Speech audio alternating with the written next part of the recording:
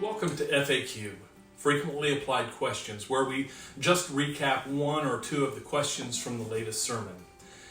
In our teaching series, The Journey, some people are having trouble with the whole concept of spiritual formation or development being for the sake of others.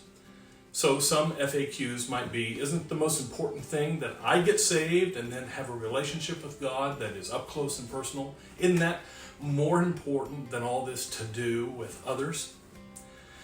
In Matthew's Gospel, the Pharisees, the religious leaders of Jesus' time, asked Jesus what the greatest commandment was. Jesus told them, love the Lord your God with all your heart, soul, mind, and strength.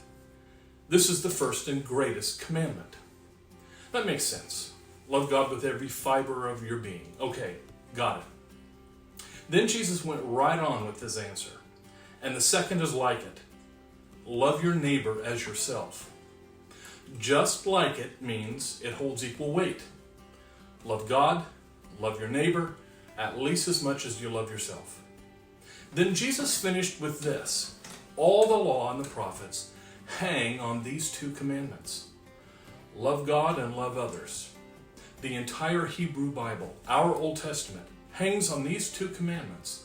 Love God and love your neighbor. The Pharisees wanted Jesus to explain who neighbor was. Surely there was some kind of out or loophole to this teaching. Jesus told the parable of the Good Samaritan. Samaritans were hated by the Jewish people. They were the offspring of the intermingling of Hebrews from the northern kingdom of Israel with the foreigners brought in by the occupying Assyrian army when most of the northern tribes of Israel were taken into captivity. When the Jews from the southern kingdom of Judah returned from their captivity in Babylon, they discovered the Samaritans had grown into a great nation, and they hated the Samaritans. They considered them both traitors and people of impure blood. I know it's terrible, but that's how they felt. Jesus' parable tells about a Jewish man who was attacked by robbers on the road and left for dead. A priest came by and passed by on the opposite side of the road. A member of the priestly tribe of Levi did the same thing. Neither one of the Jewish religious elite wanted anything to do with this injured fellow Jew.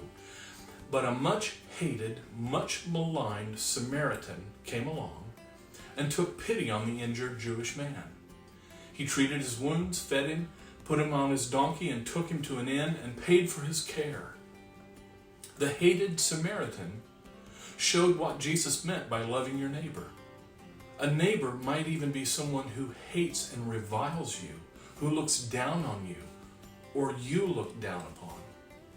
If the entire Old Testament hangs on the command to love God and love others, and since the New Testament writers regularly talk about the love of neighbor as the essence of Christian love, then this is also true.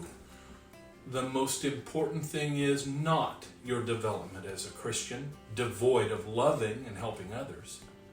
The most important thing is your development as a Christ follower, loving just like Jesus, in a life filled with loving, serving, and accepting others, even if it's uncomfortable.